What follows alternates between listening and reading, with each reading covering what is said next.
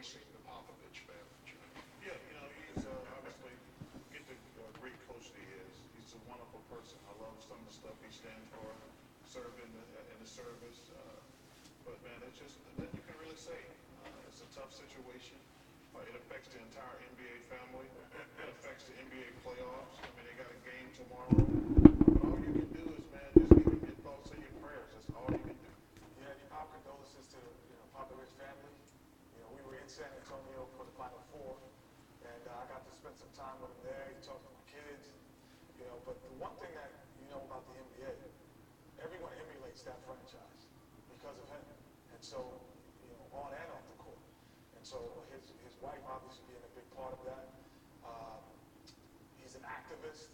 He speaks out for not only for just human rights, but especially African American rights as a coach when he doesn't have to, because it's really not directly affecting him, but he understands how it affects people around him. So everyone understands what Pop is about. There's no mistake. And so our condolences to him and his family. Yes, to continue what the fellows are saying, my condolences to his family. Can't imagine what he's going through. I love Pop and his family for a different reason. One time, me and Pop had a little altercation. My father's a military man. He called me right away. So don't you ever disrespect Pop again. He told me a story. The story goes like this. I was in San Antonio in 1989. Couldn't afford a pair of 1918 shoes. My father drove over to the Spurs, and then Pop hit it off right away. Pop gave him a couple of pair of shoes. My father brought him back to the house. So Pop, praying for you, brother. I'm sorry that you're going through this. Yeah, we know Pop as a coach, but obviously he's known to those closest to him as a husband and a father and a grandfather. And to lose his wife, Erin, we can't even, it's one of those things we can't put ourselves in Pop's shoes right now, what he's going through. The GM, as R.C. Buford says, we mourn the loss of Erin. She was a strong, wonderful, kind, intelligent woman who provided love and support and humor to all of us. And Bill Russell weighing in, I was shocked and saddened to hear the passing of Erin Popovich, the White House Spurs head coach, Greg Popovich.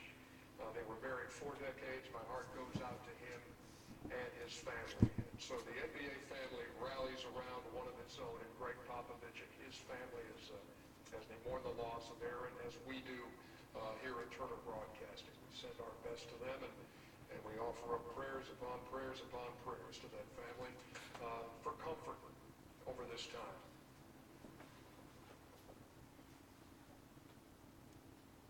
Wow.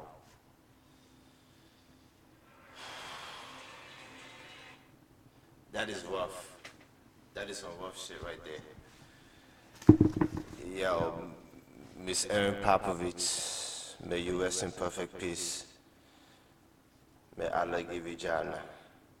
Before I go any further, I gotta say, أعوذ بالله من الشيطان الرجيم بسم الله الرحمن الرحيم الحمد لله رب العالمين الرحمن الرحيم مالك يوم الدين إياك نعبد وإياك نستعين اهدنا الصراط المستقيم صراط الذين أنعمت عليهم غير المغضوب عليهم ولا الضالين آمين.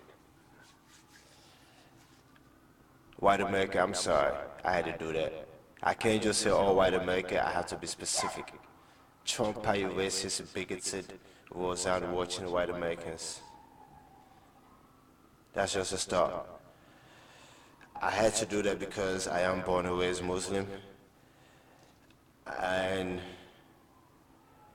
that is who I am. I was born to the greatest man in the history of men that I've ever had the opportunity to know, and raised by my father. I say that because that man had the foresight, even though he's Muslim in the blood, going back generations. Maybe I don't have no proof for this. Maybe going back to the days, going back to the early age. You know what I mean? There's a lot of us Africans right now, especially West Africans, Fulanese, who are directly from that great line of Mansa Musa. If you don't know who he is, we're going to get to that later on. There's going to be a lot of things said out here. Just stick around for the ride. But back to what I was saying though, to Trump-eyed Americans, I had to say that because my father had the foresight to put his kids in English schools that were Christian schools, even though he knew we were Muslims and every one of his contemporaries at the time were shying away from doing such things because according to them, it's not right for your kids to go to schools that are not Islamic, and they'd have to study the Bible, they'd have to participate in like church services and things like that, you know. Even though they're Muslims, the way my father saw it, my kids are gonna know what their religion is at home. I'm gonna handle that part, you know what I mean? But at the same time though, I gotta give him an advantage. I have to give him an advantage because they need to know that written word. You know what I mean? So, mind you, before I go any further now, my father doesn't think I think of him in this light. You know what I mean? My pops is quietly the greatest man I've ever known personally. I've studied, I've followed, there's been a lot of great men. Greg Popovich being one of them. Barack Obama being another. Nelson Mandela. Bill Russell, Kareem Abdul-Jabbar, Andrew Johnson, that was just on TV. Shaquille O'Neal, Michael Jordan, Charles Barkley. I could go on and on and on and on, you know. W.E.B. Du Bois, Dr. Martin Luther King, Stokely Carmichael, Charles V. Hamilton. Yeah, Charles Hamilton, in case you wonder who the hell is Charles Hamilton. He's a professor, I don't know, he might still be a professor at Columbia University.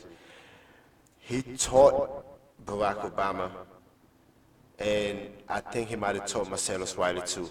What's up, Marcellus? That dude's dude, what's up, bro? They wrote this beautiful ass book, yo, that I found out about last year.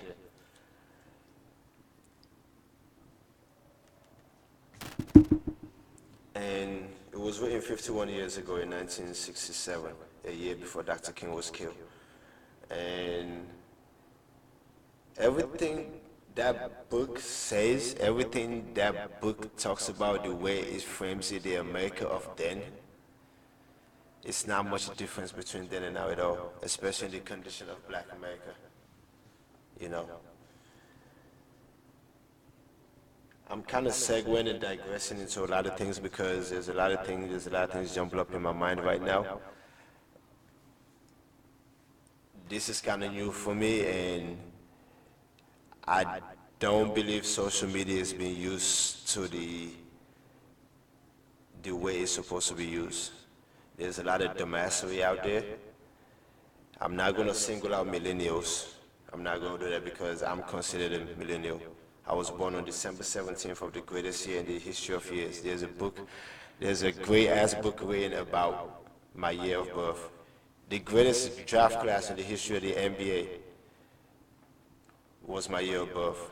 I was born 13 days before LeBron James was born, but I was born in a West African country, Freetown, Sierra Leone. Freetown, F-R-E-E-T-O-W-N, Sierra Leone, it's in West Africa, not Syria. Because it seems like for the last 3 years, yo, every time somebody asks me where I'm from, maybe I say it so fast. As soon as I say Sierra Leone, they hear Syria. I'm like, Syria? Like, fuck Donald Trump. There's a reason for that bullshit. The minute that motherfucker opened his dumbass mouth and said Mexicans are rapists and murderers and we're gonna build a wall, shit was a rap. Shit was a fucking rap. And his ascendance to where he got is a testament to white racism and to the fact that Barack Obama was president for 2 terms. For 8 years, bigoted white racists had to see a black man and his beautiful wife and his 2 beautiful daughters and their cute little Portuguese water dog. What's up, bro? You know what I mean? They had to deal with that.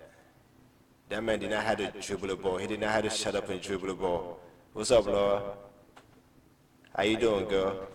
I hear that your ratings are back up. I ain't surprised about your ratings being back up. Come on now. Racist rednecks will always watch their kind. Roseanne ratings is up. Hey, it is what it is, man. But like I say, I'm gonna digress a lot, but at the same time though, there's a great method to my madness. I feel like I was place on this earth, my life has been guided a certain way for me to end up using the platform that it is available to me in 2018 and take advantage of it. I'm a highly intelligent black man. That might come to a shock to y'all Trumpite Americans, but white doesn't own the monopoly on being intelligent. So, I'm quite loquacious. If you don't know what that means, look it up. There's this app called World Web. That shit is awesome, yo. Like, it's called World Web, WORDWEB. It's a dictionary, pretty much. That's like my most used app on my phone, yo. I love words, if you can't tell by now.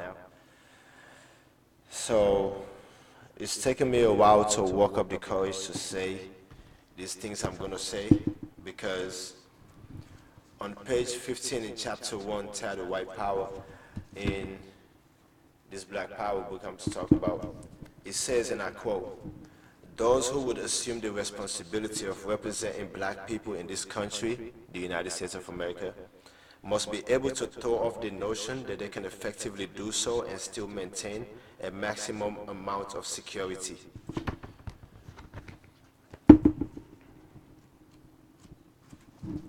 I'm gonna say that one more time.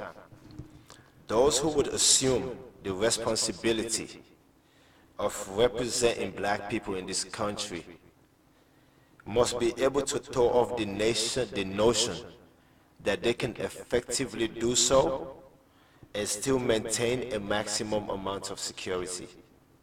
Think about that for a second, yo. Let that sink in for a second. I say that because I don't want to be a martyr, yo. I don't. I got a 3-year-old daughter who's about to be 4, who unfortunately I haven't had the opportunity to be with. We're gonna get to that, you know what I mean? We're gonna get to that, definitely. You know what I mean? Like, it's just that I truly believe what I said a few seconds ago, that my life has been guided in a certain path for me to be able to do this. In the words of, what was it, Peter Fool and Charlemagne reminded me in his book, Black Privilege, that you got to put the weight in the bag first, you know what I mean? You can't just be about it if you ain't going to actually get on with it, you know? If that kind of makes sense, you know? We're going to get to all that. If you haven't noticed by now, this African Buddhist scratcher right here about to talk some shit about some people, about some shit that's been going on, because I believe that it will make so much more sense right now in this age of Trumpism that I gotta do, okay? And the reason I'm doing it is that at the end of the day, Oprah said it best recently, that a new day is on the horizon, and she's absolutely right. With that new day, though, we have to collectively, because 50 years ago, today is April 18th, Wednesday, 50 years ago, 14 days ago,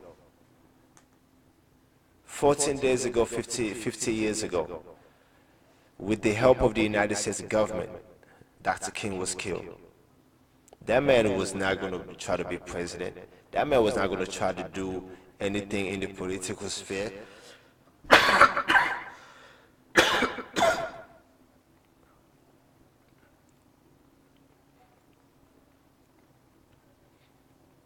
The one thing that I could say they were afraid of Dr. King doing and continue to do was to quite actually keep reminding black folks of the United States of America to continue on that path, on that one path of taking advantage of the mechanisms of gaining true power in a long, sustainable way. White wealth. We're not going to get white wealth, but we got black wealth. But that black wealth is kind of skewed because that black wealth is now really being generated by us, through us. It's being generated through us, but by other people. if that makes any sense, you know what I mean? If it doesn't, maybe by hour 75 or so, you might get it, okay? It's gonna be 100 hours of me running my mouth. If you think I can't, watch me. This is kind of funny, yo. This is why people like social media so much, huh? Because you can just talk shit like this, you can just say whatever and just put it out there, and it's it's cool, yeah. But see, the thing about this is that there's a lot of dumbassery out there, like I alluded to earlier. There's a lot of people, some of the wrong-hearted people, people with the wrong intentions in their hearts, that shouldn't have no business at all, given the opportunity to create certain content that looks so believable that can convince somebody who is not mentally trained, especially in like the minds of a 19-year-old, 21-year-old, or 23-year-old, 25-year-old, 26-year-old. In this day and age, hell, I can even go up to a 37-year-old, 38-year-old, 34-year-old, you know what I mean? So, because it's just that people see things and believe it and they buy into, who climb and sink without even thinking about it. Speaking of which, right?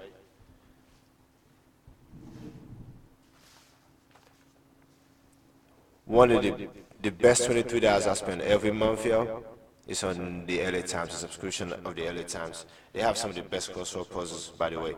But we're gonna get to that. And I say that to say, let me see, where was it at? Where was it at?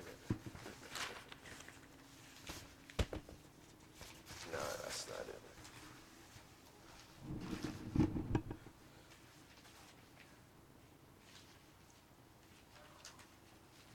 There you go, right here.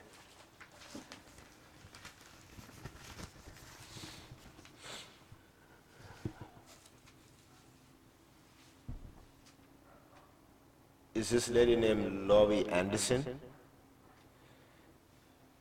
She's a virtuoso, put it that way. She's a virtuoso. She's a multifaceted identity. She's a high priestess of poetry, demon on the violin, sculpture, filmmaker, multimedia creator, digital entrepreneur, inventor, pop rocker, avant-garde historian, wife of the late and great Lou Reed. She has a show based on a book she wrote that's titled All the Things I Lost in the Flood. All the Things I Lost in the Flood, Flood. In case you didn't hear me through my accent, you know what I mean? Because there's going to be a lot of people who are going to be like, oh, speak American English. Shut your dumbasses up. You can understand me clear and well. That's why you're telling me to speak another English, because your racist ass want to demean what you've perceived as something that's foreign to you, you know? Forgetting the fact that there's a whole industry. Is a whole industry based on the concept of, there's a whole thriving industry based on the concept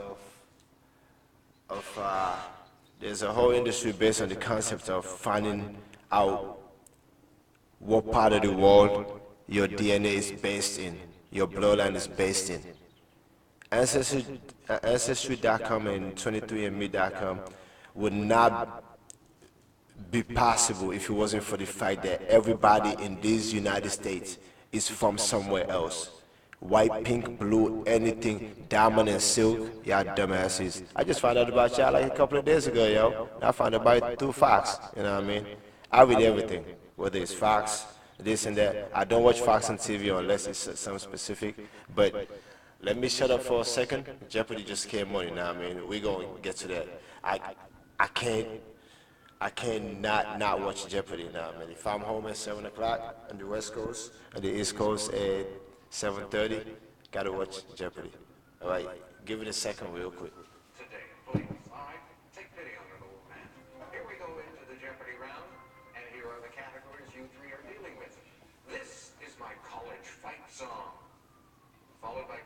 21st century deals, classic kids books, food stuff, all around you two. Only double letters. YouTube. Of each correct response. Kids 800. Fast friends Jess and Leslie create a secret and magical kingdom across the creek in this Catherine Patterson book. Allie, What is Bridge to Terabithia? you got it. Kids books 600. In a Dr. Seuss story, he said, with fingers nervously drumming, I must find some way to stop Christmas from coming. Allie? Who is the Grinch? Right. Kids books 1000. Lois Lowry won a 1990 Newbery Medal for this book about helping Jews to escape Denmark and the Nazis during World War II. Drew? What is Number the Stars? Yes. Kids 400. Answer. Timing it way too early. You can list any of the $1,000 you have. Let's make it a true daily double. All right, here is the glue. Kids really Oh, dig man, this going there. 1998 book featuring Stanley Yelnats and Zero, two of the young inmates at Camp Green Lake. What is holes? Holes is right. You're in the lead with 2 Double letter 6. Circling the wagons, the Conestoga was larger than a prairie this. Drew? What is a schooner? Yes. Fight song 4. We live in fame or go down in flame. Hey, nothing will stop this military academy. What is West Point? Allie? What is West Point? No. Drew? What is the Naval Academy? No. Bishop? What is the U.S. Air Force Academy? Yes. Fight song 1000. An SEC fight song begins, Dynamite, dynamite, when this nickname that rhymes with dandy starts to fight. Allie? What is Vandy? Bandy, correct. Classic kids books 200. He's the royal elephant created by illustrator Jean de Bounot. What is Baba? Allie? Who is Babar? Right. Food stuff 600. This Hey, you know what's so funny? That's how you say 5 words in my language, Fulani. should be done in the refrigerator Baba. if you're doing it overnight. This is awesome. Marinating? Correct. Gotta love the English language, yo. It's beautiful. Poem in iambic pentameter. Allie? What is a sonnet? Yes. Food stuff 400. Nacho Supreme and the Meximels are on this fast food chain's menu. What is Taco Bell? Drew? What is Taco Bell? Right. 21st century hate. MetLife used Snoopy in ads, but paid more than peanuts to get its name on the stadium shared by these 2 NFL teams. What are the Jets and the Giants? New York Jets and New York Giants. You got them both. Deals 1000. The UK and the Philippines signed one of these treaties, so London crooks can't hide out in Luzon anymore. Allie? What is It's an extradition. extradition treaty? That's it. Food stuff 800. This Swedish word is a buffet meal of various hot and cold meats and cheeses. Allie? What is a smorgasbord? Yes. Food stuff 1000. Mangoes and bell peppers are loaded with ascorbic acid, also known as this. Allie? What is Vitamin vitamin C. C? You got it. And Finish. that, hang on just a sec. I know you're eager to keep things going because you've got the lead. Hold that thought until we come back.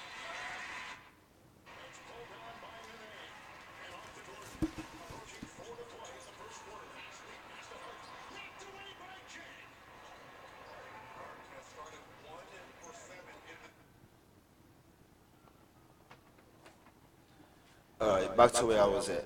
So that's who Miss Laurie Anderson is, right? This is, I've heard of Lou Reed, but this is my first time hearing about Miss Anderson. And this is interesting because it makes so much sense. Like I say, if you don't believe that everything happens for a reason, you was a fool out here. So go ahead with that part, okay? It says, Anderson has experienced much loss lately. The first alluded to in the title of her book and show, when decades worth of precious art and artifacts were destroyed in the rising waters of Hurricane Sandy. And then a year later, in 2013, the loss of Reed to liver disease. After the hurricane, she compiled a thick binder with a list of all the things she had lost in the flood, and she writes, I realized that since they were no longer objects, they had an entirely different meaning. and that having these long lists was just as good as having the real things.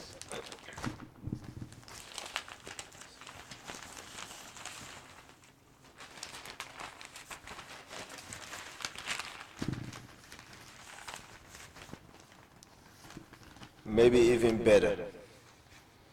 Reinvention, not just of oneself, but of one's sense of what loss is, looms large in Anderson's mind. But at its core, Anderson's new work is about language and the influence it has on art, hers in particular. This is absolutely right, yo. There are essays about stories, using my own work at different points along the way to talk about it, she said recently over the phone from her studio on Canal Street in New York City. It was really inspired by the fallibility of stories and the fraying of stories during the election. Okay, let's go to World Web real quick because I can get what fallibility means in my mind because that's who I am. But there's a good group of black young men and women out here who will not get that. So we're gonna consult the little, fallibility. It says the likelihood of making errors. Donald Trump, he's a fallible little dumbass, jerk off in chief. Thanks, Bobby. I can call you Bobby, right? I'm talking about Robert De Niro, you know what I mean? He came up with the jerk off in chief, and that shit is awesome, yo. Because you can just picture that motherfucker jerking off after sucking on a McDonald's milkshake. We want to go take a shit, you know what I mean? I can definitely see that happening with this dumbass. So, it looks like Jeopardy is back. Let's go back real quick, all right? Let's see. I didn't listen to their stories. I usually do on the regular, but this is the college tournament, so let's see what's going on here. Hindi language camp. Where? Right, so in Atlanta we have a language camp called Star Talk that was established using government grant money. And we have a bunch of middle school age kids and we divided them into 5 levels based on their language proficiency. And the summer before my senior year of high school I got to teach and then also spend a lot of time with the kids speaking in Hindi and then also like educating them on Indian culture and a lot of things like that. And it was one of the most fulfilling experiences of my life. Good for you. Right now, Allie, I know you wanted to make another selection, so go ahead, do it now, young lady. This girl is smart, and she knows how to play the game in ways in Stolen in violation of game laws, but cooked in water just below the boiling point. what is poached. Drew, What is poached? that's it. Letters 8. The L-Y in the word correctly, for example. What is the suffix? What is suffix? Suffix that has double F in the middle. Double letters 1,000. This pendant ornament will be on your head at graduation. Drew, What is a What is tassel? a tassel? yes. 21st century 4. This telecom company, dating back to the early days of the telephone, bought DirecTV What is for about AT&T? $50 billion. Bishop, What is AT&T? that's it. College fight song 800. And the squeal of the pig will float on the air from the tummy of the grizzly bear at this Big Sky University. What is Montana? Bishop, What is the University of Montana? that's right. The Deal 600. Samuel Taylor Coleridge is not a signatory to ACAT, the Agreement on the Conservation of These and Petrels. Allie? What is an albatross? Yes. Double letters 400. The horizontal part in football goalposts. What is the... Right. Fight song 2. Students at this school sing, "Drown 'em tide, send the yellow jackets to a watery grave." Bishop, What is the University of Alabama? Alabama. Yeah. Yellow Jackets. College fight song 600. Red is very, very big at this Midwestern Big Ten school where the girls are the fairest, the boys are the squarest. What is Notre Dame? What is Nebraska? Yes. Deals 200. Sorry, I had the end school. 15 representatives of 195 nations agreed to a landmark climate What is change Paris? in this city. And this motherfucker Trump got a bank out of that shit. Boy, you dumb as a fool. You dumb as a sack of brick. These kinds of videos break open the device to see what's inside. Those are tear down videos. This motherfucker, yeah. 800. All sorts of folks watch things on the Fine Brothers channel where this 5-letter verb is in every video title. Ali. What is React? Yes. 600? The directors of Captain America, the Winter Soldier, shaped their film to avoid being mocked by this fake coming attractions show. Called Honest Trailers. 2 clues left, Ali. 400. After Hours and Excessive Pop Culture Discussion are 2 shows on this fractured website's channel. What is IFC? What is Crackle? No. Bishop, what's cracked? Cracked, yes. Now the last clue. If you saw a music video on YouTube, chances are it was on this site with a 4-letter name. What is What Vivo? is Vivo? That's it. That takes you up to 7. Yeah, Vivo, that's right. Healthy lead. Yeah, that's right. That's right. Damn. I ain't watched music videos in so long, yo.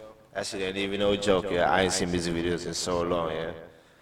I'm trying to think when was the last time I actually switched to a channel to watch music videos. What channel shows music videos anymore? Because MTV and VH1 and BT shows don't no more. You know what I mean?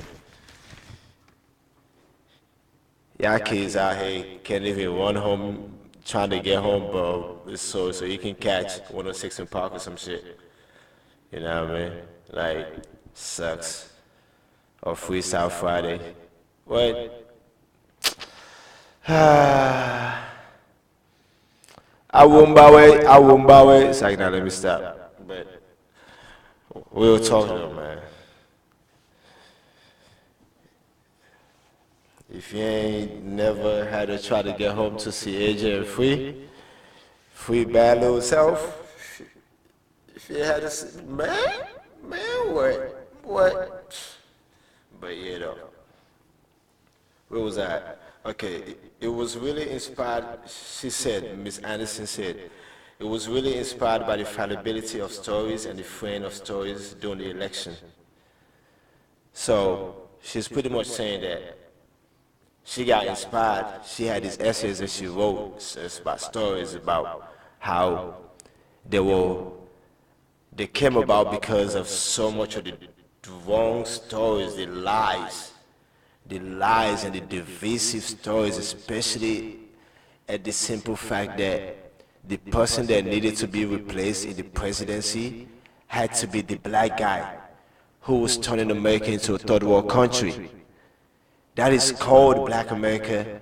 That is cold. When Trump said that debate against Hillary, that was cold.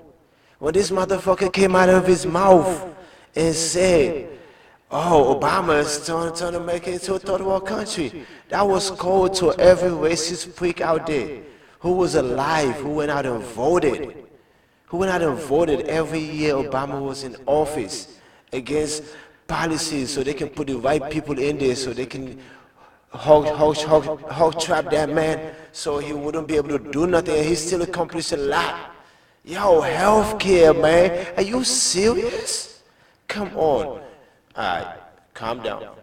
Alpha, calm down, yo. Chill. Can't be African on YouTube, you know what I mean? Gotta be a calm, Obama-ish black man. But that wouldn't accomplish what I'm accomplishing here. But it kinda will, so we're gonna get to that though. Obeezy, you my man, bro. You my Dr. King, yo. You're my Dr. King. But Jeopardy back though. See, I didn't even see the categories, yo. I'm so into this. I'm going through Trump-related post-traumatic stress disorder, TRPTSD, Trump-related post-traumatic stress disorder. I've been going through this shit since November the 7th, November the 8th of 2016. I'm gonna prove it to ya. What is a Kaiser? Remember? As defined by Random House. Groove? Our town 12. Once known as Pile of Bones, in 1882 this western Canadian city was renamed in honor of Queen Victoria. And city is Regina, Saskatchewan. Back to you, Drew. Golden Globes for 8. In 2014, the directors of Frozen were played up on stage with this song. Where's Ready Go? Where's Let It Go? Yes. Math 2000. Calculus time. It's the second derivative of 3x cubed. Bishop. Where's 18x? Yes. Random House 1200. A breakfast batter cake, or to speak or write equivocally. What is waffle or to waffle? Bishop. Our Town 1600. At the age of 5, George Eastman moved there with his family. That would be Rochester, New York. Bishop. Tree 1600. An evergreen, the eastern hemlock, produces mini half-inch to 1-inch long types of these seed-bearing structures. What are acorns? What are cones? Yes, Our Town 2000. it's at the head of navigation of the James River. Where's Roanoke? Richmond, Virginia. Drew. Barbarians 12. Answer. Daily double. You are the next place. You trail Alley by 600. 4,000, please. All right, here is the clue. These barbarians, whose name means destroyer, crossed the Rhine River and sacked Rome in 455 AD. Who are the Vandals? That's right. Gave you the nick of time. Well done. Go again. Trees for 12. These large nuts grow in pods that look like coconuts on trees in the Amazon forests. Bishop. Or almonds? No. Drew. What are Brazil nuts? You got it. Trees 2000. The furniture seen here is made from the wood of this 4-letter tree. Drew. What is pine? No. Bishop or Alley? What is teak? Outdoor furniture. Drew, back to you. Barbarians for 2000. In 568 AD, King Alboin led this nomadic people over the Alps in an invasion and settlement of northern Italy. Drew? Were the Tuscans? No. Bishop or Alley? With the Lombards. Back to you, though, Drew. You're still in the lead. Golden Globe 16. He won in 2017 as the night manager, but a Norse trickster god may have messed with his victory speech. Allie? Who is Tom Hiddleston? Correct. Golden Globes 2000. Seen here is this winner for her performance in the 2015 movie Room. Allie? Who is Brie Larson? Right. Golden Globes 12. A Golden Globe was just one of the honors this Mexican-born director got in 2018 for The Shape of Water. I can remember them. Who is Guillermo del Toro? Yes. Golden Globes 4. Named Best Musical or Comedy Film in 2018, it stars Saoirse Ronan as a willful teenager. And don't call it Christine. Allie? What is Lady Bird? Yes. Trees 400. These nuts grow on Ohio's state tree. Bishop. What are Buckeyes? Yeah. Our Town 800. And so there's the other relay double. He's faking. A true daily double, please. All right. He's faking. He ain't had to do all that. I'm just saying. North Carolina City. That's that foreigner shit. Us foreigners tend to do that. Is named for a man who died in 1618. What is Raleigh? Raleigh is right. Named for Sir Walter Raleigh. You're in second place now.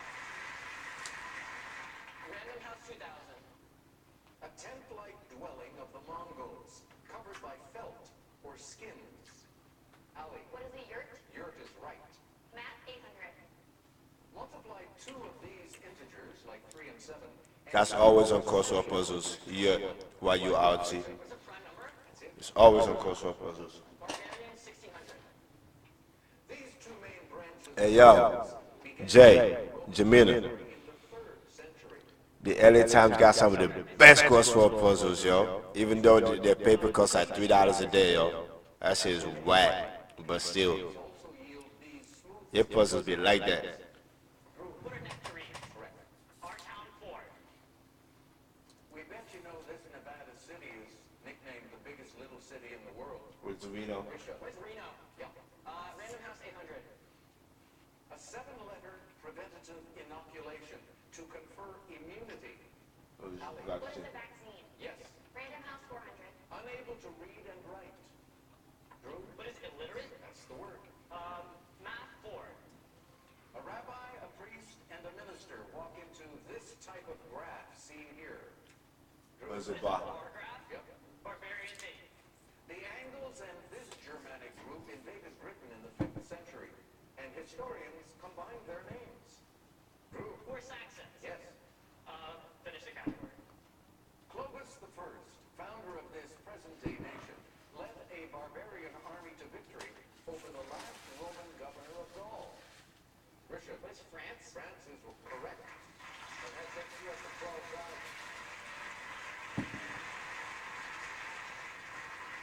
The three of you have accumulated about the same amount of money as yesterday's threesome.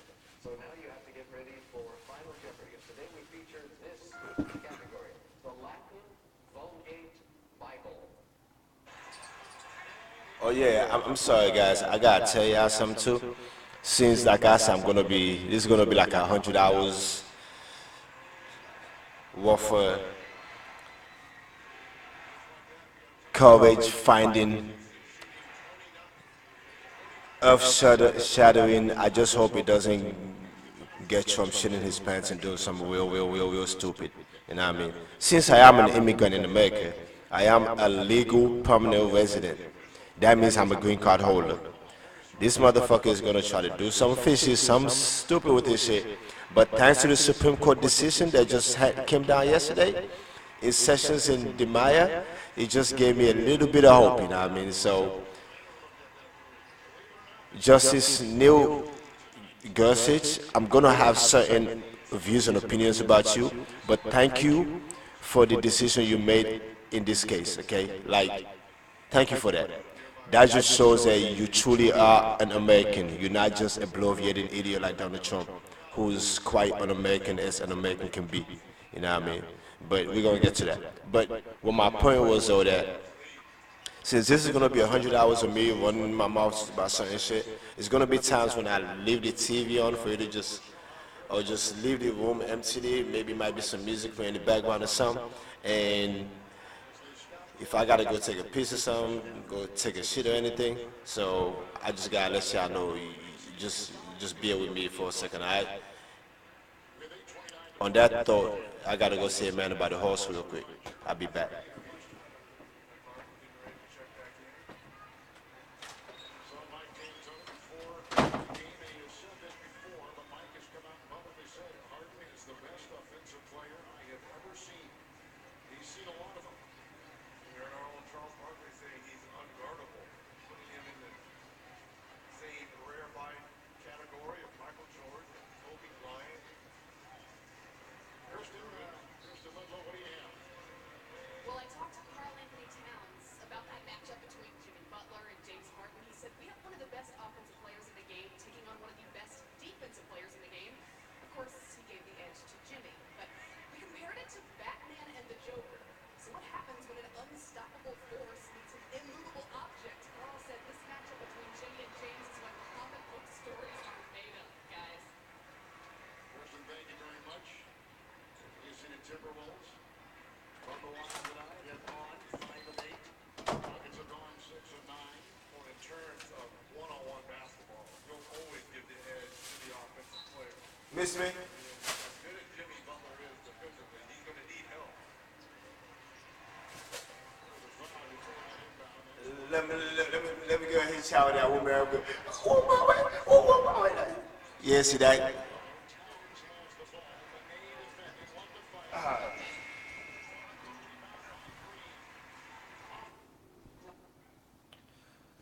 What was that?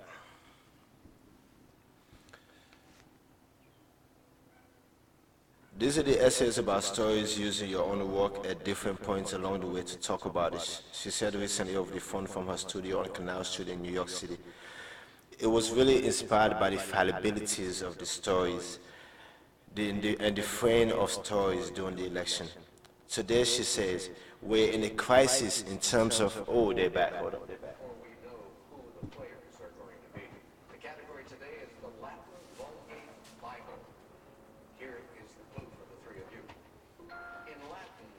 says, I am via et veritas et vita. In English, these three words. 30 seconds. Good luck, players.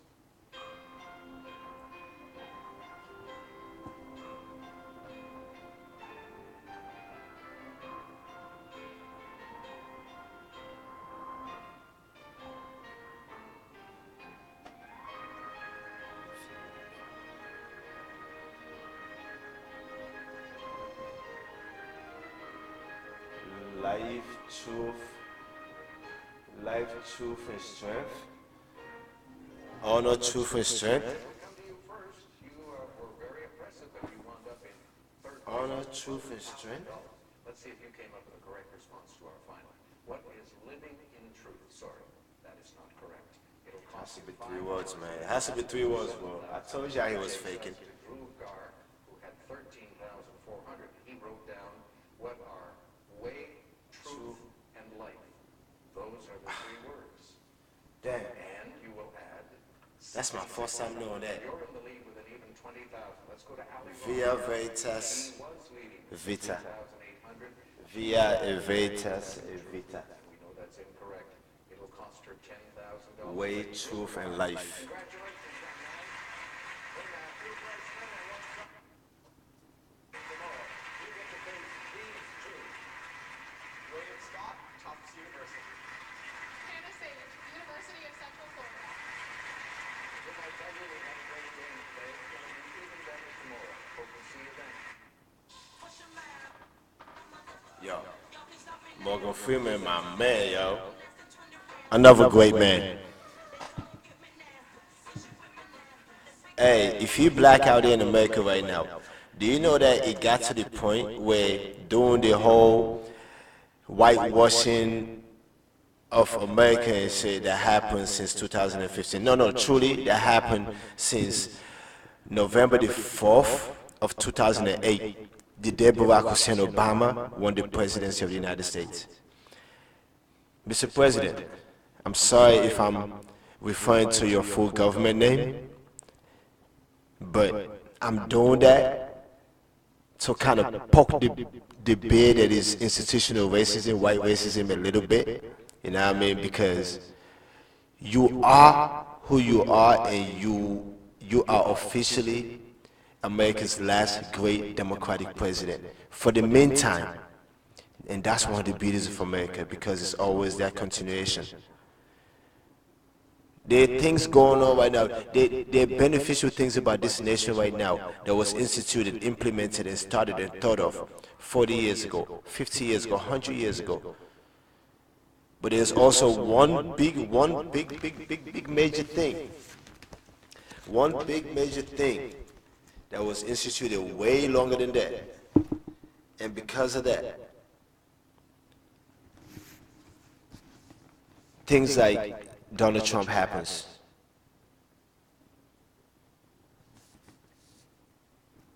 And that is that when some other people compare the black American to other migrant groups in the United States, they overlook the fact that slavery was peculiar to the blacks.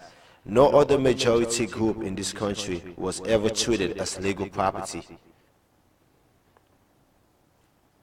None.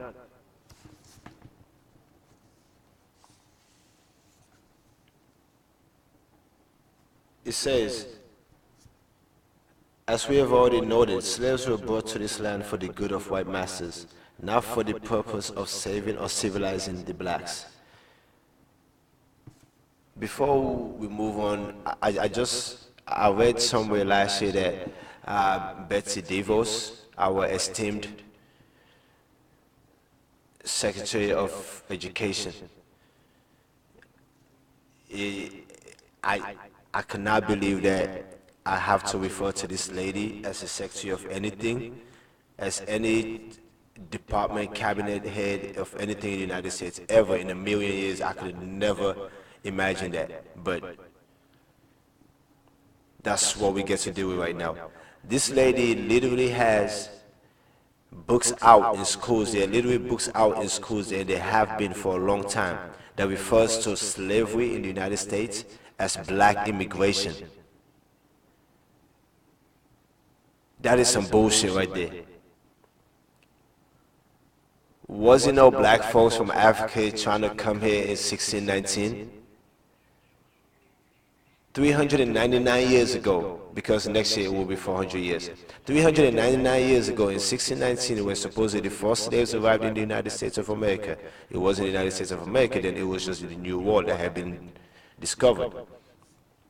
But 399 years ago, you know, when all that was going on, them folks didn't want to leave where they was at.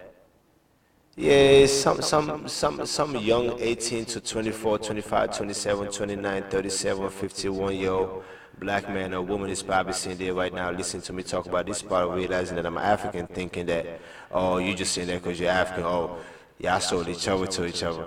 I get it, and you're absolutely right. And that still speaks to the fact that we still don't like each other in our hearts. That's the reason why we still have tribal wars in fucking Africa to this day. You know what I mean? It's a little less right now. Forgive me for my language, but it's a little less right now with the wars and things like that. At least we might be becoming a little bit civilized, I guess. But for better or for worse, we still don't like each other in our hearts. And unless we change that ain't gonna happen. Every religious book says it. The Quran says it, the Bible says it, the Torah says it. God doesn't change the condition of a people unless they change what's in their hearts.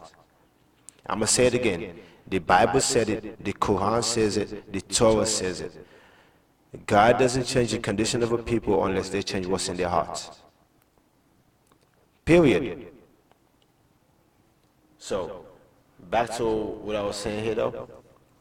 It says that, as we have already noted, slaves were brought to this land for the good of white masters, not for the purpose of saving or civilizing the blacks. Have you heard anyone said recently that if any player protests the national anthem on the field, they should fire the son of a bitch? Yeah.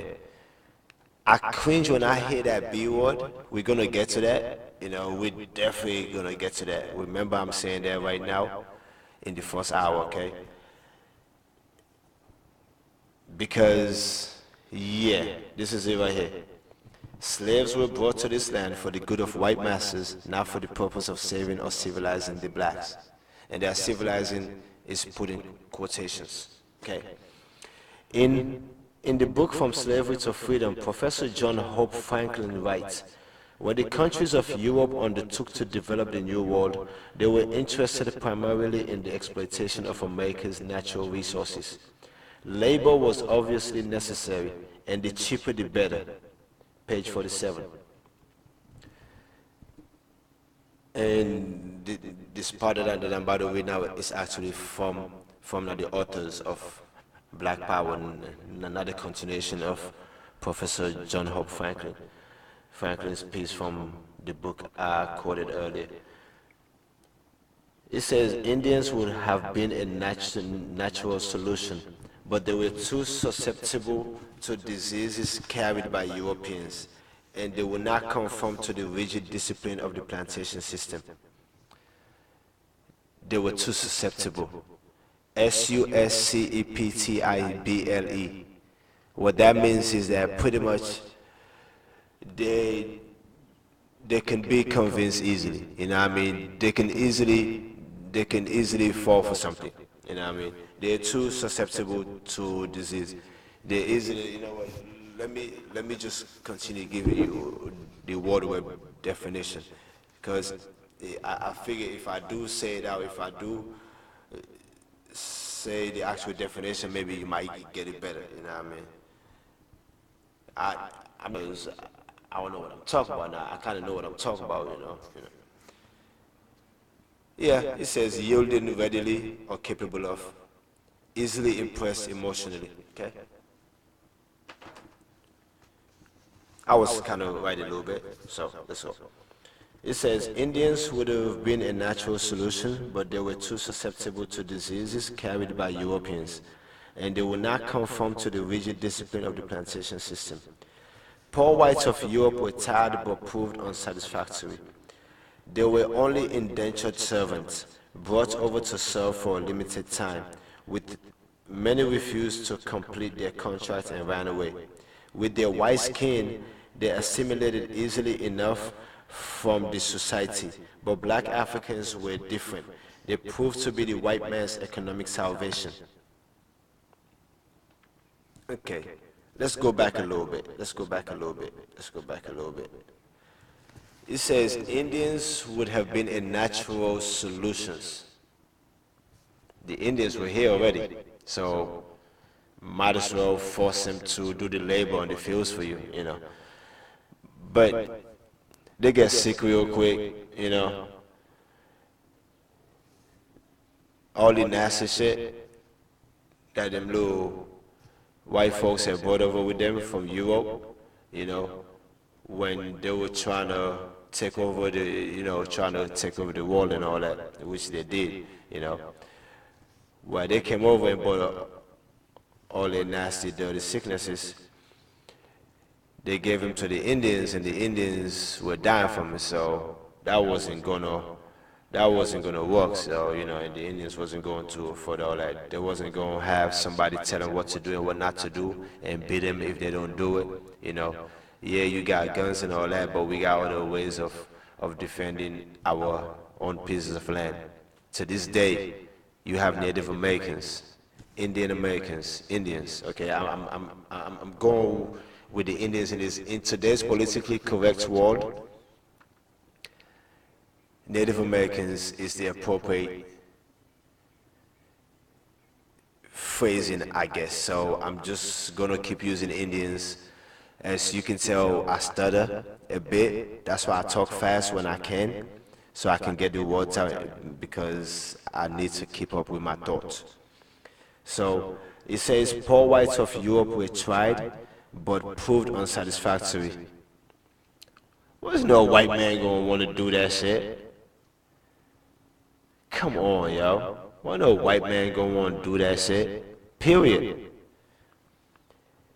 They were only indentured servants. That means that they only hired them to do certain work and that's it. It wasn't, yeah, you gonna do what I tell you to do for as long as I tell you to do, how I tell you how to do it, and get away with it and don't pay me nothing or pay me peanuts, you know what I mean?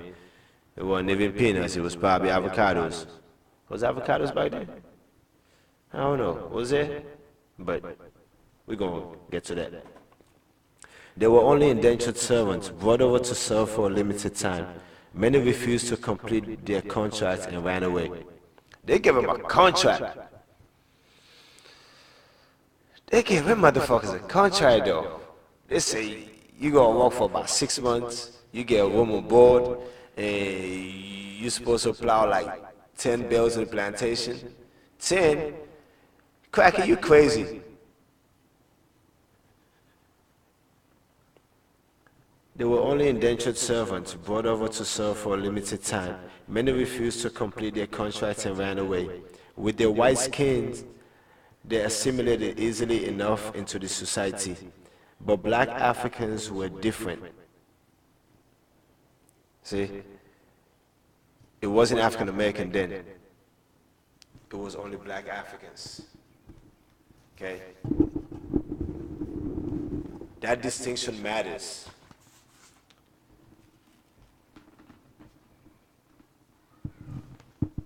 To the apparatus that it is white supremacy, that distinction totally matters.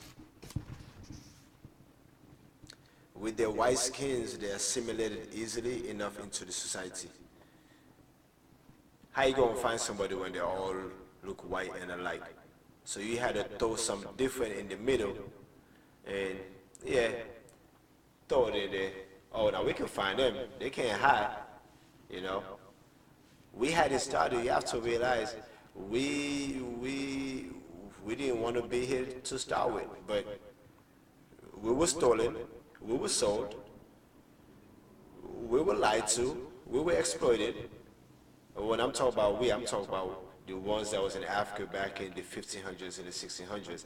I say 1500s even though I said it's about to be 400 years since the first slaves arrived in America in 1619, but it's actually about to be about 500 years since the actual start of European slavery, not just American slavery, because 100 years before slaves came to America, slaves were actually taken to Europe and the Caribbeans and the West Indies by Europeans, mainly the British and the Portuguese, but mainly the British Empire. Before the American Empire was the British Empire. It's pretty much an extension of it all, you know what I mean? That's why even when it's time to bomb the fuck out of Syria, who's going along with it? America, England, France. Isn't it funny how those three countries have the same colors? It might be different variations of it, but the same three colors. So does Russia, you know. Kind of funny, but speaking of Russia, fuck Putin, yo. You know, I shouldn't be saying nothing about this dumbass, yo, for real. I shouldn't, because that motherfucker gonna kill me and my family. Motherfucker gonna kill me and my family, yo. I'm sorry, Putin, please don't. You know what I mean? Like, I'm saying, man, like, please, man. Like this, like you said, look, man. I'm gonna say it again. Page 15. Those who would assume the responsibility of representing black people in this country must be able to throw off the notion. Why I keep saying nation, yo? That's the second time I've done that. Last time when I did that, okay. Must be able to throw off the nation, Black America, Black nation, Black America. I need Black nation and Black America to read and vote. And when I mean read, I'm not talking about reading like me, because I don't know. And I'm going to preface this by saying that I'm sure there are a lot of black folks out there who read. You know what I mean? I am not going to take that for granted at all, because like I said in the last hour, I truly believe in my heart of heart, and I know this to be true, that white does not have the monopoly on reading and being intelligent. No, the fuck they do not. Obama was America's last great president. That brother was a great president. That brother still is a great president to this day, just for the simple fact that he's this bloviating idiot that became a leader after he was leader. So, take that for data. What's up, Fizz? What's going on, my man? Hey, you should coach your Wizards, bro. Scott Boost gotta go, man. Ted Leonis, man, come on, bro. Scott Boost gotta go. The Wizards are the one team that has a shot at bringing the championship to the DMV, yo. For real, because the Redskins ain't doing shit. Cook, you're a dumbass, yo. I can't believe you. But, hey, you gotta do what you gotta do, you know what I mean? Dan Snyder's a sniveling little trust fund baby of a rich brat, you know what I mean? But still, you got your money. Congratulations, Kurt. Got the first guaranteed contract in the NFL. First guaranteed contract. NFL contract ain't guaranteed for shit. MLBs, you got 9% African American representation in baseball, where you got guaranteed contracts. Throughout the life of the contract, guarantee you're gonna get all that money, promise. Injured or not, you're gonna get that. Retired or not, you still gonna get that, bro. Only 9% black though. You got the NFL, got 70% black. No guaranteed contract. Come on now. 70%, bro. Let's say there's 1,000 players in the NFL, hypothetically. It's a little over 1,000, actually. The actual number is a little over 1,000, because if you do 53 teams times, what, 32 teams? 30 teams? 32 teams? Yeah. It's like a little over 1,000, but still, for the sake of argument, let's say it's 1,000. 70% of 1,000, what's that? 700? Okay? Let's say hypothetically, another hypothetical on top of this whole hypothetical equation about black men in our forwardness and our exit out of out from under the thumb of institutional racism and white supremacy. You know, I'm not playing, y'all. I am dead ass serious when I'm saying this here. I'm not playing, y'all. But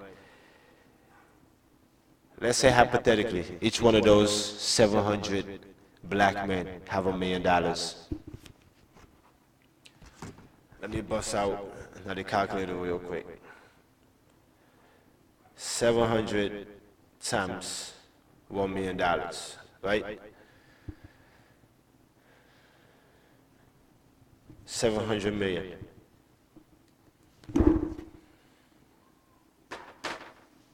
$700 million.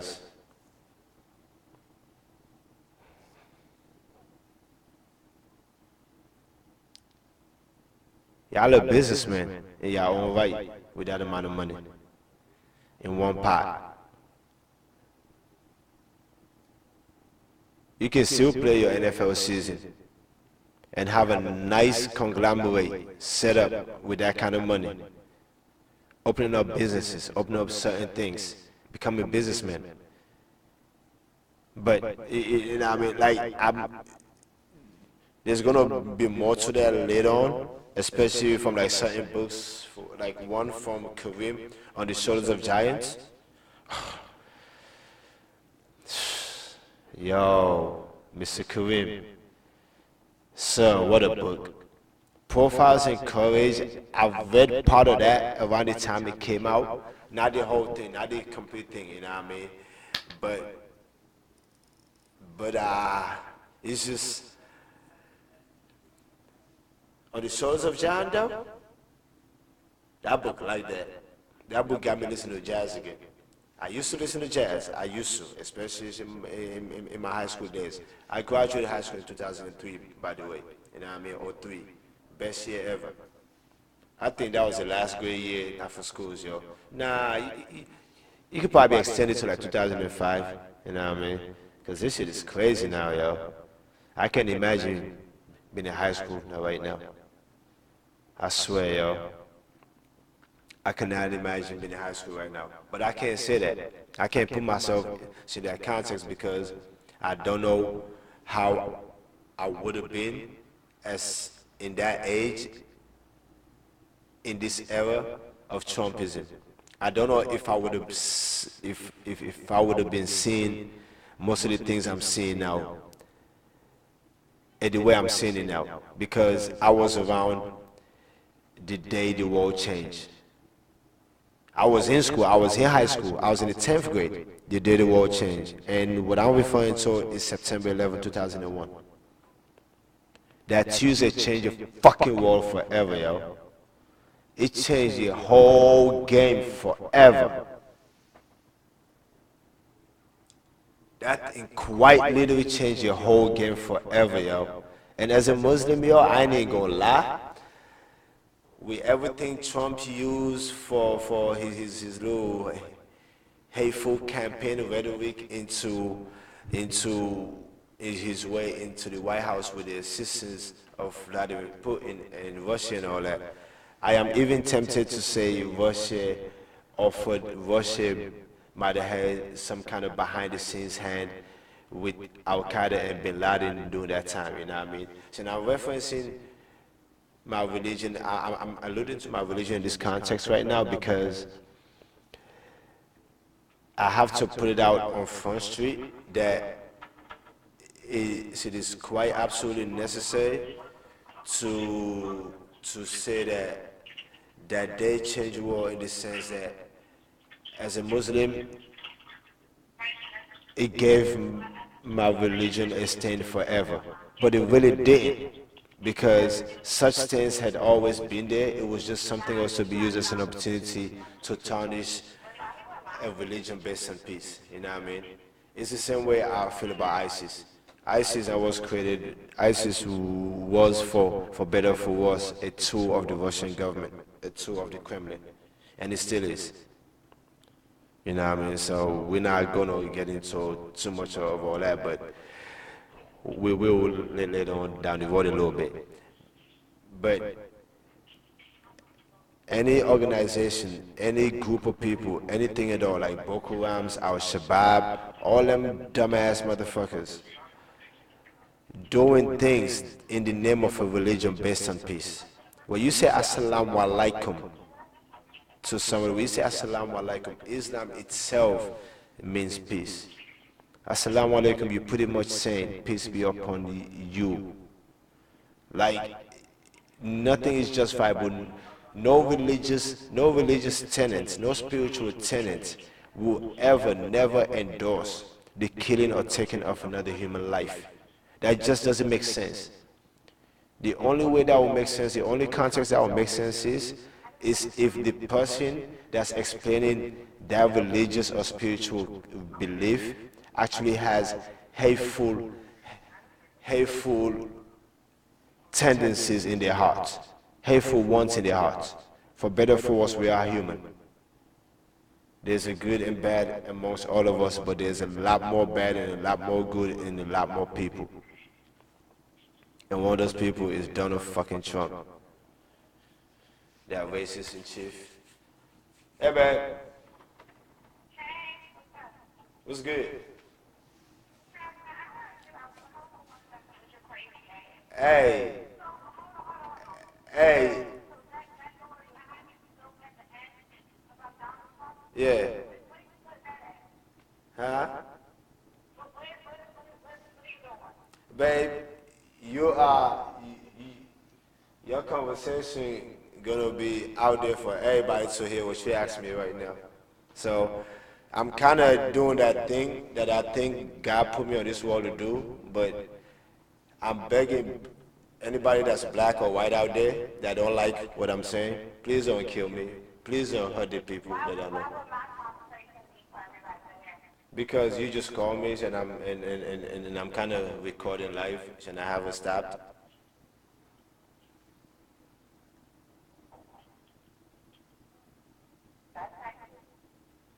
Oh, so I know it's not. I didn't want to not answer though. If I hadn't answered, now you would kind of call back, and then you would kind of call back, and I'm on a roll right now, and I'm having fun with it.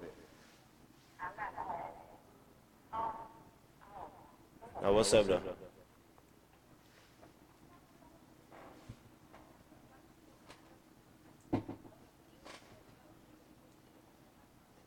You got any shower yet?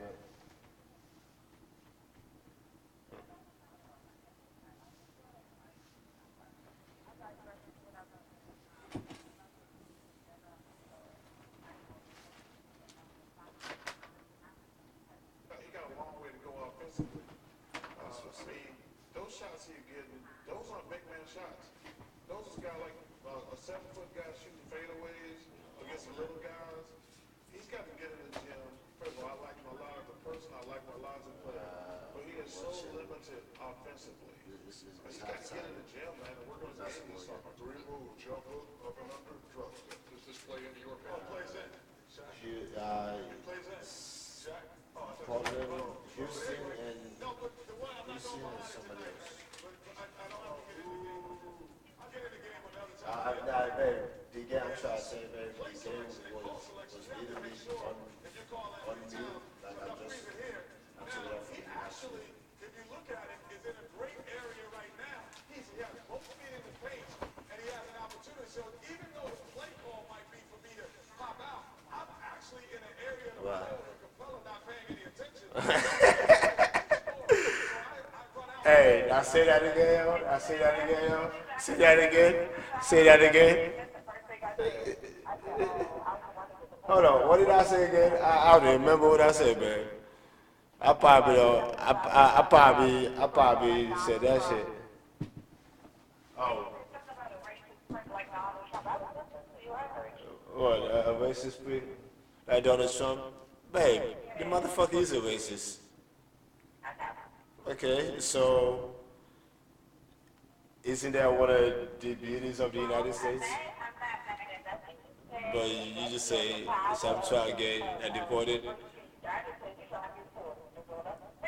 I mean, but I'm legal. Hey, babe, I got a job though.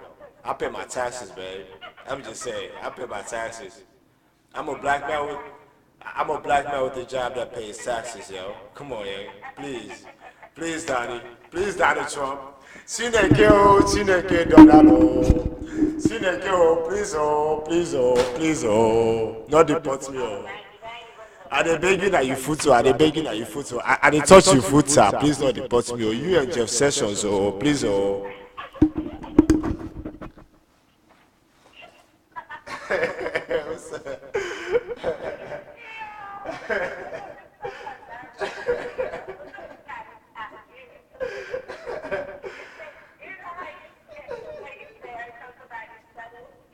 Yeah. Nah, man, that shit funny, yo. Nah, for real, that would be funny as hell. Man, I'm trying to tell you, I done had some Africans mad at me because I laugh in their face.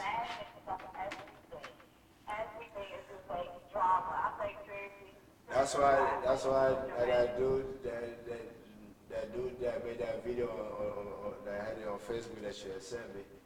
That you know, when there was a table, it was like how Africans react to shit.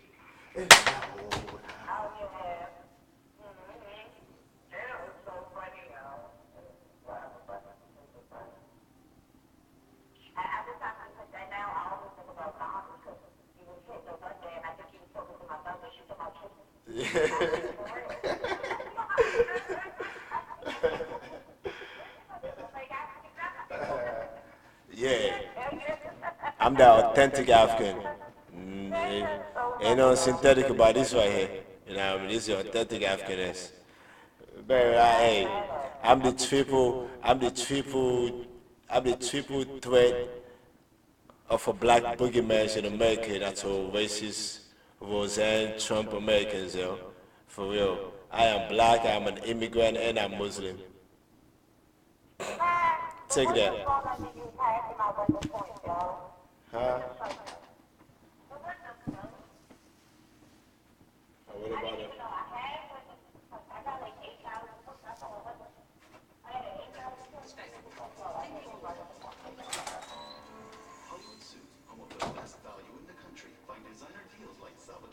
Suits made in Italy for just $3.99. Giorgio Armani $7.99. Canali for $9.99. That's a savings of up to 65%. Get an entire 18-piece wardrobe, 3 beautifully handcrafted wool suits for just $2.99. And anytime you buy 3 suits, you get 3 shirts, 3 ties, belt socks, and hankies for free. That's 18 items for $2.99. Hollywood Suits, where style meets quality and value. This copyrighted broadcast of the National Basketball Association may not be retransmitted, reproduced, rebroadcast, or otherwise distributed or used in any form without the express written consent of the NBA. The Turner Sports family joins with the NBA family tonight in mourning the death of Erin Popovich, the wife of San Antonio Spurs head coach Greg Popovich. The two were married for 4 decades, had 2 children and 2 grandchildren. Among those reacting to the news was LeBron James. Before Allie LaForce conducted her post-game interview with LeBron tonight, she had told him about the passing of Erin Popovich and asked if he wanted to comment. He said he would, and his words were heartfelt.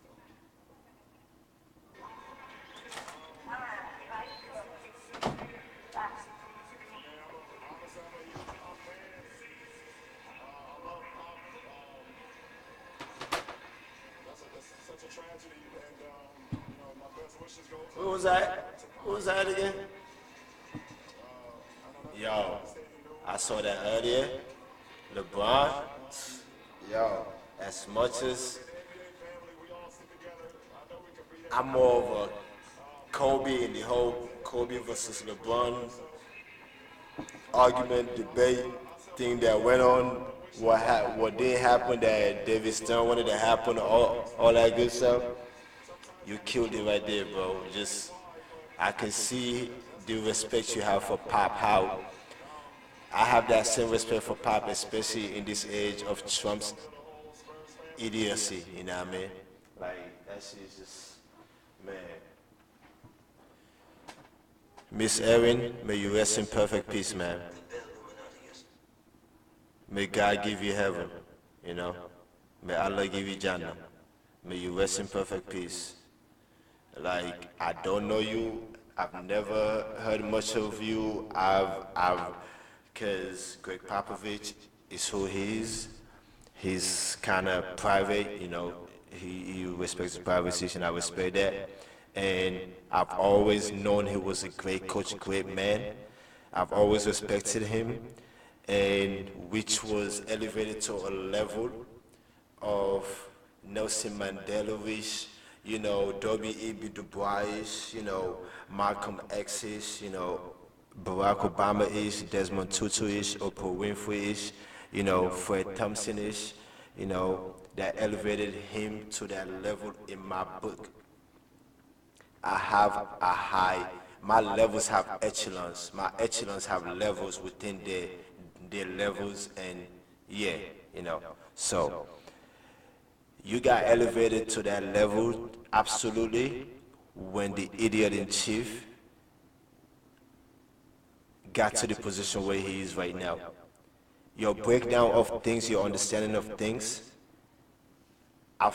I used to see in your interactions with your players and how you were with them, especially Tim Duncan, David Robinson, Tony Parker, Manu, you know, whether it's the Avery Johnsons, whether it's the Steve Cars, like just so many players, the Robert Horrys, all of that, so many players, yo.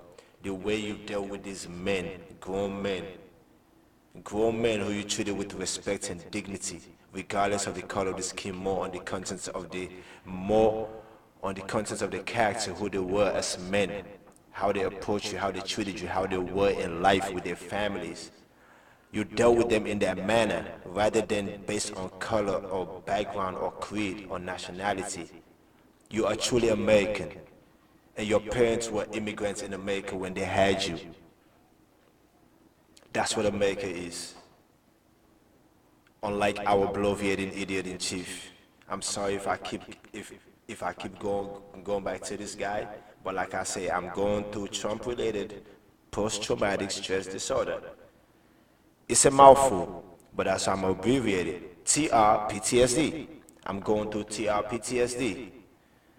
Everybody who I've worked with since November 8th, no, fuck all that. Fuck November 8th before he even won.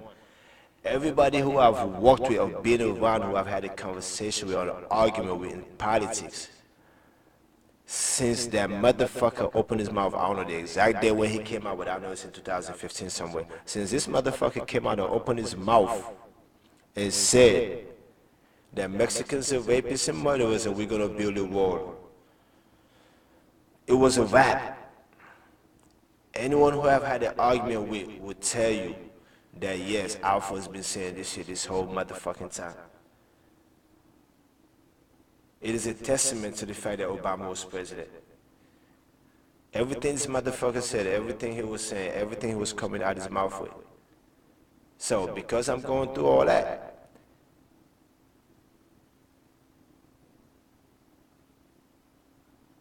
it provided a platform and an opportunity for me to hear Greg Popovich for who I had always deemed him to be truly and honestly.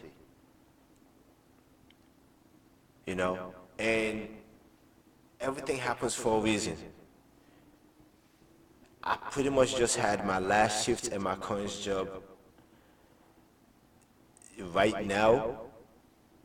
Not my last shift, but the season is over where I work at, and it's not too much that's going to be happening within the next 2-3 months or so. But I just obtained a full-time position with not only a a Fortune 500 company, it's a global 500 company. That means that it's not only one of the biggest 500 companies in the United States, it's one of the biggest 500 companies all over the world. To make it extra to really understand the scope of how great and big this company is, it is not only a global 500 company, it is like in the top 15, more specifically like number 11. So like, yeah, they like that, and they provide a great service. And it is a great job, full-time with benefits and all that. You know what I mean? I can't be mad at that. If you like to work in America, if you're black in America and you know what it means to have a 9-to-5, to have a job, yeah, you get how that is awesome. You know what I mean? I say that right there because I'm doing this to do this because I feel like I was meant to lend voice to some thoughts. I could have written this. I have written most of this. And I could have tried to go through the hassle of putting together the manuscript, find a publisher, get it out there and all that. It would have been fine and dandy. It would have came out, blew some minds. You know, everybody's going to criticize, it might be good. Oh, trust me, I'm saying that because right now, I'm not saying that because I am trying to stoke some ego. I have at least one great, awesome ass book in me, and about 4 or 5 good books in me, you know, and then the rest could be kind of, you know how that go. But I'm saying that just to say that because I absolutely do.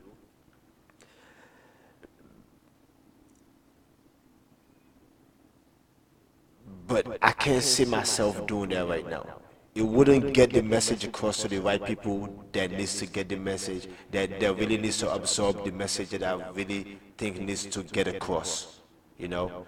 And the reason for that is black folks don't read. We probably have out of 50 million black Americans right now.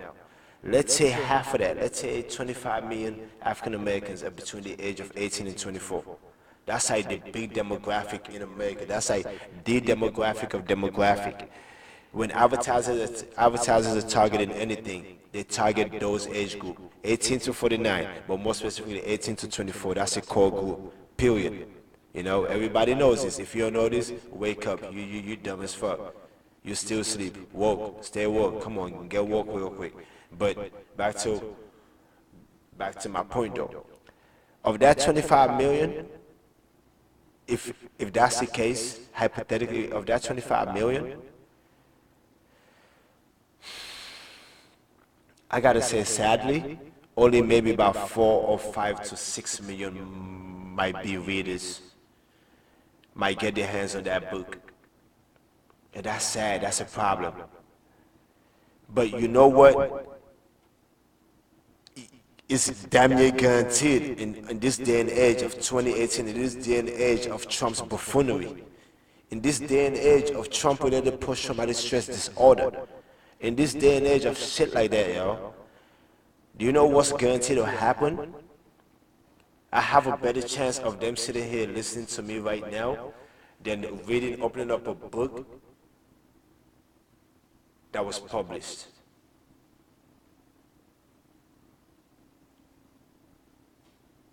Don't believe me, think about it. Keep an open mind when you're thinking about it though, you know, because, yeah, that part, if you don't believe me, I can't really go too much deeper into it than that, you know what I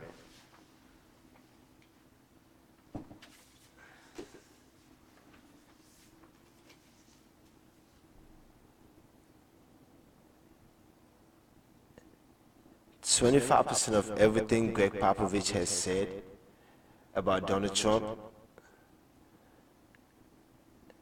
is 100% of what every young black male and female should know about white racism and white supremacy and institutional racism.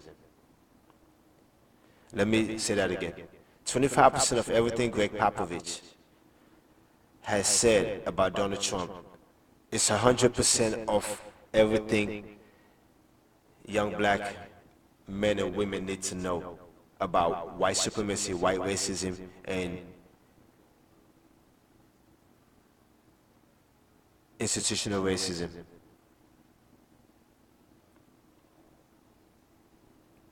That is a problem. And that is an open-minded, good-hearted white man in America saying those things. A good man. A good man. He didn't have to know those things. He didn't have to notice those things. He didn't have to. He didn't have to speak on them. He didn't have to take sides against this guy and speak on things he does or say whenever he gets a chance, whenever he's asked about it. He's probably going through the same thing I'm going through. But worse of it, he just got hit with a tragedy. And I feel for him. Yo, do you see when doing NBA games, when players rush to go help each other up and things like that? That's one of the reasons why basketball is so awesome, because basketball you actually get to see in the player's face their reactions, their mannerisms, how something that just happened is making them feel, you know. You actually get to see those things. You know, it's a good character study. It's like riding the bus or riding at the train. You want to get a clear picture, a clear study of society, of society's real gritty, nitty, ride the bus, especially in Los Angeles. Yo, bus riders are wild, yo. If you're a bus driver in LA, man, kudos to you, yo. Yeah, I got it rough. New York drivers got it rough. DC drivers, Metro drivers in DC, in Maryland, got it rough, got it bad. You know what I mean? I ain't been to Chicago, I ain't been to Miami, none of the other places. But LA, yeah, I got it bad, yo. Kudos to y'all, yo. Big ups to y'all, for real. I got it bad. Bus riders in LA got this one habit, right? They get on the bus, they see an empty seat, 2 seats, both empty. They sit down, but they sit on the outside seat. So no one will have the opportunity to sit next to them. People will quite literally be standing up. You will see 3 or 4 people stand up, and at least 5 or 6 people sit down with the empty window seat. Like, I don't get it, you know. Somebody that I ran into within my first couple of months here, because I ask questions, you know what I mean? I find out if I notice something like that, I speak on it, you know what I mean? So, like, I try not to, because sometimes people don't know how to react or take shit. People don't take shit right this certain way for plenty of reasons. But long story short, I asked. This brother told me, oh, because, you know, it be so many drive-bys, so many shootings and shit, that you don't want to see by the window. I'm like, man, you just making that shit up. He like, yeah, I mean, nah, yeah. You like, he tried to, but I'm guessing that's probably the way he saw it. I get it. But come on, yo. That speaks to a much more major underlying problem than just not wanting to sit by the window in the bus, you know. So that's neither here nor there. All right, let me go back to where I was at. Miss Laurie Anderson. That's where I was originally. Today she says, we're in a crisis. No, let me go back. Okay. These are the essays about stories. Using my own work at different points along the way to talk about it, she said recently over the phone from her studio on Canal Street in New York City. It was really inspired by the fallibility of stories and the fraying of stories during the election. Today, she says we're in a crisis We're in a crisis in terms of not just what's a real story, but what is real. Anderson is an optimist. I am too, man. You gotta be an optimist out here. God wake you up in the morning, what more you gonna ask for? You alive? Just go get you a job, black man. Just go get you a job, sister. I'm just saying. Yo, why is it so... you see how... You see how certain mannerisms and nuanced speech patterns has been thrown into our way of thinking?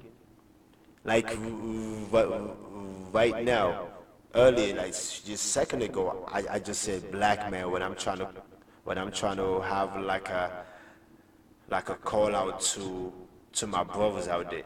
Like I said, you're alive, black man, or what did I say again? Something like, I mean, You woke up in the morning, you're alive, go get you a job, black man. But why was it so hard for him to say black woman? You know, it's been made to sound derogatory, right? And then black man has been made to sound like something that can get the message across. Does that make sense? I don't know. I don't know. I don't know. Okay. Let's see. But yeah, Anderson is an optimist. You gotta be out here. If God wake you up in the morning, that's enough. That's why I'm gonna go back to what I'm saying. Please, don't nobody take me out. I don't want to be a martyr. I don't want to be a martyr at all. I don't. Not by a long stretch. I like waking up and breathing every day. Anybody who's known me has ever had this conversation with me. Of the 10, 20,000, 30,000 people or so that know me or I might know, who's ever had this conversation with me or this topic has come up. If God give me 125 years, man, I'd take it.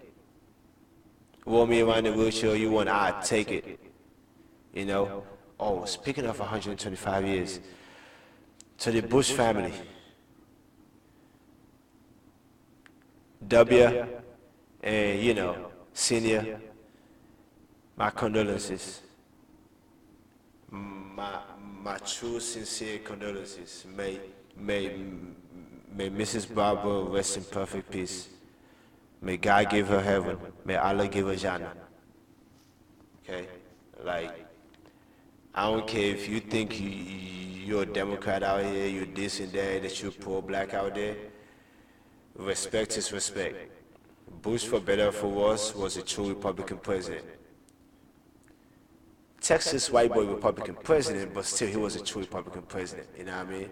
Bush actually had sound policy. There's an African American museum out there right now that was actually, the funding and like groundworks for it was actually done with the blessing of George W. Bush. You know what I mean? That's what I'm saying, like Bush did some things, you know what I mean? Like Kanye said, Bush didn't like black people. I don't really believe that, you know what I mean?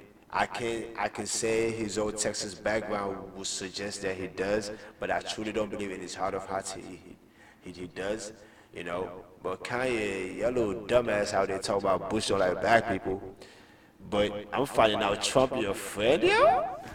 Hey, you're not talking about you're not talking about how, bro, Negro, I'm trying to keep it civilized here, brother. Trying to keep it civilized here, dog. You know what I mean? I know if it's you, you're going to try and get ignorant with it. You know what I mean? But there is a method to your madness. You're a talented, successful brother. You're a talented, successful brother. You have a great platform, a great voice, a great following. You have a lot of fans who will not see what I'm talking about and not appreciate what I'm saying because it's about you, Yeezy. You know what I mean? You got a lot of them, faithful ones. You know what I mean? They ain't fucking with the beehive or nothing. That's why I ain't got nothing to say about Bae. Bae's Bae, that's my girl. You know what I mean? I'm just saying. High school, that like, I'm just saying. Like, Bae's Bae. You know what I mean? Hey, Bae, what's up, girl? Say, now let me stop. I'm just kidding, Jay. I'm just kidding, Jay. Speaking of Jay, it's kind of your advice that I'm following right here a little bit too, because you recently said something in alluding to Colin Kaepernick, and wrongly comparing that man to Muhammad Ali, but you didn't really compare him to Muhammad Ali, but just the way you even framed the reference isn't even right, Jay. For real, forgive me if I'm saying that you're wrong in that context. I think you are. I'm going to prove it at some point later on down the road. You know what I mean? Colin Kaepernick was no Muhammad Ali.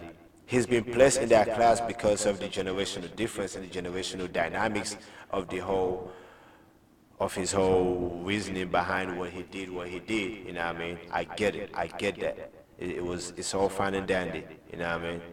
But he ain't no Muhammad Ali, but you know what I mean? So, but my point is, I'm kind of hitting your advice a bit because you said you either have a job or you're fulfilling a purpose.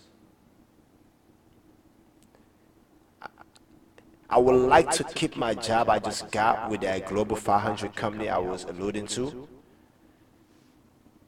because at the first of the month, the rent is due. And LA ain't cheap. And they just fucked it up further by not helping out, what's his name? Scott Wiener's SB 827 bill. Like, that bill right there would have went a long way towards fixing a lot of shit. Yes, I truly believe that. We're gonna get to that though, but that was House Bill 827 that just got crushed down today. But I say that about Kanye because you have a lot of followers who really believe, who really follow you, who really, they would do something for your sake without even your blessing or your knowing or your understanding, if you get what I mean. They will go all stand for you, you know what I mean? What up, M? Hey, in high school, M, I will stand, but I got some shit to say to your racist ass, yo.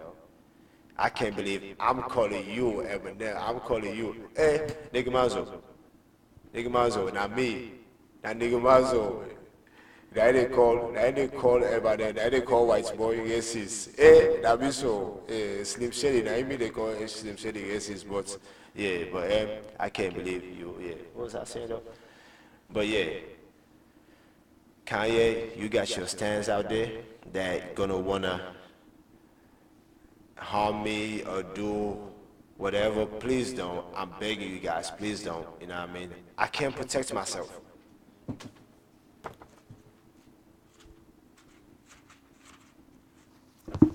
Those who would assume the responsibility of representing black people in this country must be able to throw off the notion that they can effectively do so and still maintain a maximum amount of security.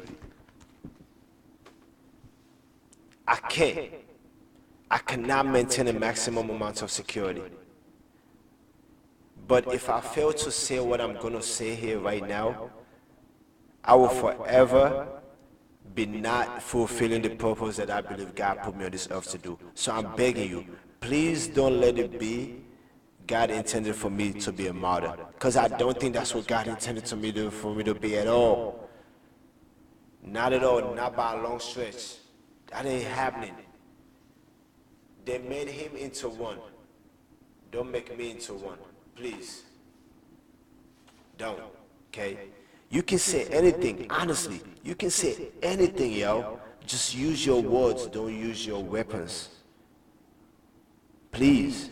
I'm just saying because I cannot protect myself from my own security. I'm not doing this because I want to be a leader or something. No, I don't. I believe we are all leaders in our own right. You just have to be able to decide whether or not you want to be independent or you want to be dependent on somebody else. You know? And that phrasing I just used, I have to credit one of my housemates, Anthony. He been working for 40 years. He about to be 60. He been working for 40 years, he said. You know what I mean? I wasn't even a nut yet when that man started working, and I was born in 1984. 13 years before LeBron James was born in Akron, I was born in Freetown, Sierra Leone in 1984. You know what I mean? Before I wasn't even a nut, that man be working, had a job, because that's what brothers did then. That's what black men did. That's what black folks did, period, men and women. That's what we did, period. We took advantage of opportunities that were there then. And I guess entitlement crept in and kicked in. I guess we went away from that. So, but I cannot provide a maximum amount of security for myself, you know.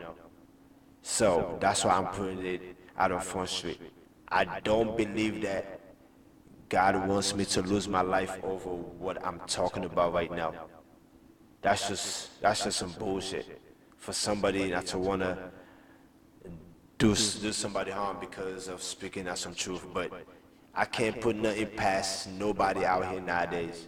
You know what I mean? So there's that. Because Kanye, for real, bro, you're full of shit, dog. You're full of some shit, my nigga. Like, it is so many artists out here, there's so many people, so many artists, so many brothers and sisters who have sung, danced, dribbled, threw a pass, caught a pass, ran a ball, did whatever their way to certain positions to influence the people that they actually inspire, the people that actually look up to them. They've actually worked hard to get to that point, but they're not utilizing the true power of their voices to get people in the right, to like Oprah say, get that horizon, get over that, get to that horizon and see what's possible. But it has to take time because, like I said, we were brought here 400 years ago. I came here on December 1st, 1998.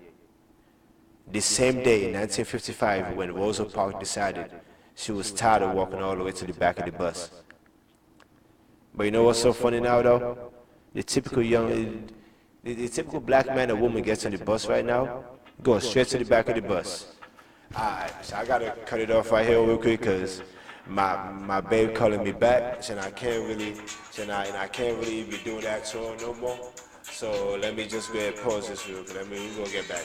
I'll be back.